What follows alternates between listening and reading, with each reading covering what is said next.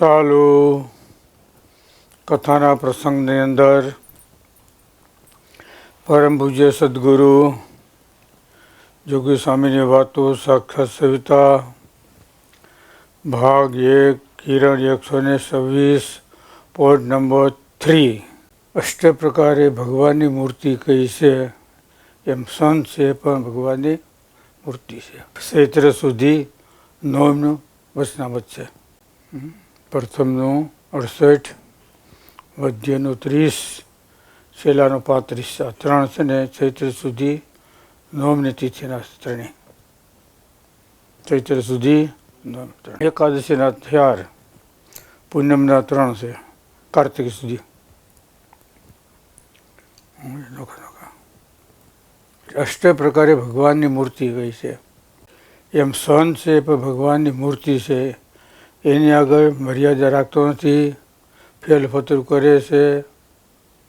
એને ભગવાનનો નિશ્ચય છે કે નહીં, સંતોએ ના પડી, એને ભગવાનનો નિશ્ચય નથી. તો મહારાજ કે એનું કલ્યાણ થાય કે નહીં થાય, સંતોએ ના પડે, એનું કલ્યાણ નહીં થાય. શા માટે? મર્યાદા રાખતો નથી માટે.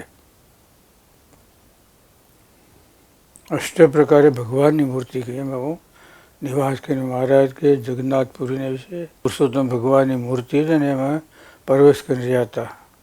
પૂજારીના ભક્તિભાવ સળ કબર સર્વ દેખતા. એનો ભક્તિભાવ બધું એમાં દેખતા જો જગન્નાથપુરીને વિશે એની ભાવ બધું જોગતા જો. એટલે 8 પ્રકારે ભગવાનની મૂર્તિ છે, સમજે ને. કાષ્ટની, ધાતુની, કાગળની, રેતીની, મીણની.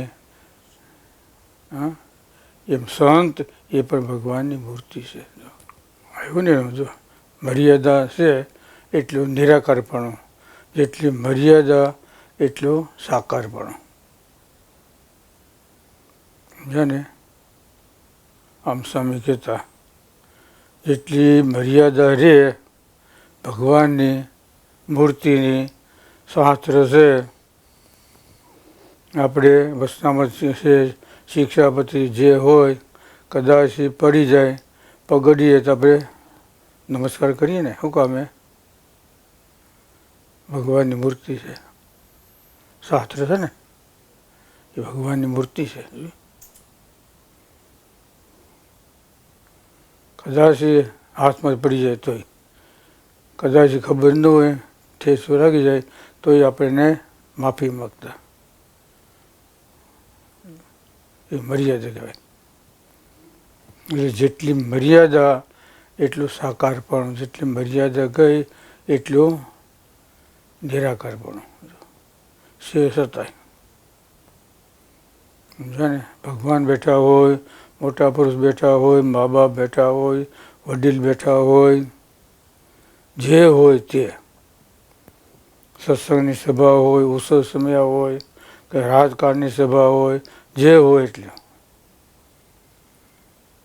જેટલી મર્યાદા રહે એટલું વડીલનું સાકારપણું કહેવાય. મર્યાદા ગઈ એટલે ત્યાંથી નિરાકારપણ આવી ગયું. ફેલ ફતરું કરે એનું કલ્યાણ થાય કે નહીં થાય? શા માટે? પ્રત્યક્ષ ભગવાનની મૂર્તિ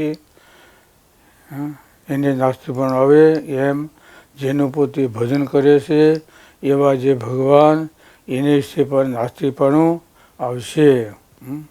આ જગતની ઉત્પત્તિ કાળે કરી, કર્મે કરી, માએ કરી થાય માને છે, પણ ભગવાન વચ્ચે કરી થાય છે એમ નહીં માને, એમ પાકો નાસ્તિક થશે. જોયું?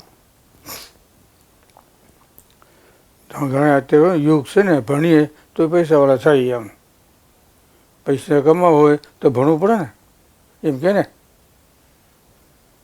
એમ કે છે. આ બુદ્ધિનો ડોળ કહેવાય. શું કીધું? પણ ભગવાન આપે છે એમ ના માને. કાળે કરીને, કર્મે કરીને થાય છે, પણ ભગવાન વચ્ચે થાય છે એને કંઈ થાય નહીં માને, એવો પાકો નાસ્તિક થાય છે. મુક્તાન સ્વામી નાસ્તિકપણા હેતુ તો નાસ્તિકનો સંગ, એના શાસ્ત્ર સાંભળવા, એની વાત કરવી સાંભળવી, એ નાસ્તિકપણાનો હેતુ છે. એનો ત્યાગ કરી આસ્તિકનો સંગ કરે તો આસ્તિકપણું આવે, નાસ્તિકપણું જાય. આમ લખ્યું. એના શાસ્ત્ર સાંભળવા, એનો સંગ કરવો, એ વાત સાંભળવી તે નાસ્તિકપણાનો હેતુ છે. જેનું ભજન કરે છે તે ભગવાન, એને વિશે પણ નાસ્તિકપણું આવશે. જોયું, કાળે કરીને, કર્મે કરીને, માએ કરીને થાય છે, માને છે, પણ ભગવાન વચ્ચે કરીને થાય છે એમ નહીં માને. પાકો નાસ્તિક થાય. એનું કારણ આ સમજે ને, ઝાડવું છે ને પાણી મળે ને તો એ ઝાડવું લીલું રહે. એમ એનો સંગ થાય ને તો એટલું થોડું વહુ આવે ને. કારણ શું કામે ઘરણ ક્યાં થાય છે? આકાશમાં. એને આપણે ખાલી પરસાવી પડે ને તો આપણે નવું પડે ને કે નહીં મહેતાજી? નવું પડે કે નહીં? છે ક્યાં? જો જોયું તમે, ખબર પડી ને આમાં આ પ્રત્યક્ષવાદ. ઘરણ આકાશમાં થાય છે છતાંય એને પરસાવી આપણને પડે છે તોય આપણને નાહવું પડે છે. પડસાયો બોલો, સંગ નહીં. સંગ થાય તો શું બુદ્ધિ મળે? ખાલો એનો પડસાયો પડે છે તોય આપણે નાહવું પડે છે. એટલે જેનું ભજન કરે છે એવા જે ભગવાન, એવા જે સત્પુરુષ, એમ પૂજારીનો ભક્તિભાવ સળકપટ સર્વમે દેખતા. બધું જોતા ભગવાનની મૂર્તિમાં પ્રવેશ કરીને, જગન્નાથની મૂર્તિ છે ને એમાં પ્રવેશ કરીને બધું જોતા. અષ્ટ પ્રકાર ભગવાનની મૂર્તિ કહી છે, સમજે? એમ સંત છે એ પણ ભગવાનની મૂર્તિ છે. સંત માનજો મારી મૂર્તિ રે, એમાં ફેર નથી એક. અંતર જામે પણ રહું એ મારે, માટે બંધાતા નથી એ કે મારે. આમ સ્વામીએ પુરુષોત્તમ પ્રકાશ બોલ્યા, એના પર વાત કરી. સ્વામી કે અશુભમાં ન બંધાય પણ શુભમાં ન બંધાય. સમજાણું? માટે બંધાતા નથી એ શું કીધું? કેમ મારે? ખબર? આગળ લખવું છે ને અશુભમાં, બરાબર? શું લખ્યું? કેમાંય બંધાતા નથી. જો આ લોકના સુખની ઈચ્છા નથી એમ એને ઓલા લોકની પણ સુખની ઈચ્છા નથી. જોયું ને? અશુભ સંકલ્પ નહીં, એમ શુભ સંકલ્પ નહીં. શુભ સંકલ્પ થાય તો કોક દી અશુભ થાય. સમજાણું? શુભ સંકલ્પ થયો ને તો કોક દી ક્યારે પણ અશુભ થવાનો છે. બહુ સરસ. માટે ક્યાંય બંધાતા નથી એમ. શુભ સંકલ્પ નહીં, શુભ સંકલ્પ નહીં. સ્વામી બાળમુખ સ્વામી કહેતા, સ્વામી કે આજ દિન સુધી કોઈ દી અશુભ સંકલ્પ થયો નથી, અને શુભ સંકલ્પ છે એ પાસથી છોડ્યા. પછી કીધું કે ભગવાનના ધામમાં જવા માટે બે સંકલ્પ છોડવાના. સમજ્યા ને? તો જવાય. સ્વામી કહેતા ને, સ્વામી કે કાંઈ સંકલ્પ હોય શુભ અશુભ જેવું કહી દો. ધર્માદાન દેવાનો છે, પૈસા દેવા, કાંઈ હોય ને, ભાભાને દર્શન દેવા જાય ને તે પૂછશે. ધર્માદો કરવો હોય તો કહેજો એમ. કેમ હલવાઈ જાય?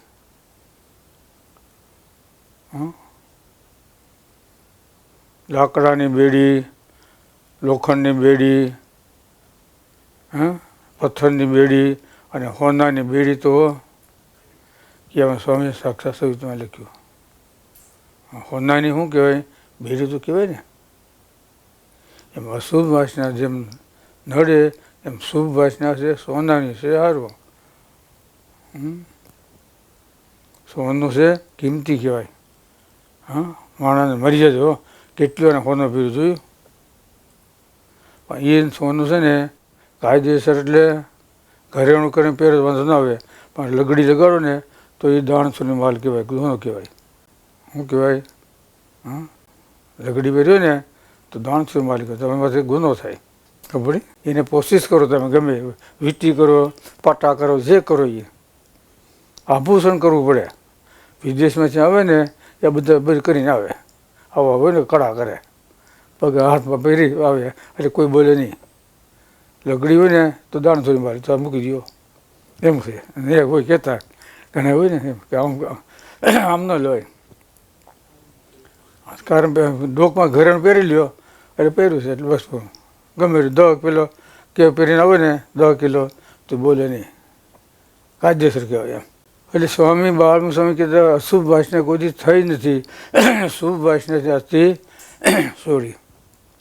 એટલે ભગવાન સંબંધી હું કથા કરવી, સત્સંગ વધારો, મંદિર કરવા, આ કરવું તે ભગવાન સંબંધી એ આથી છોડ્યા.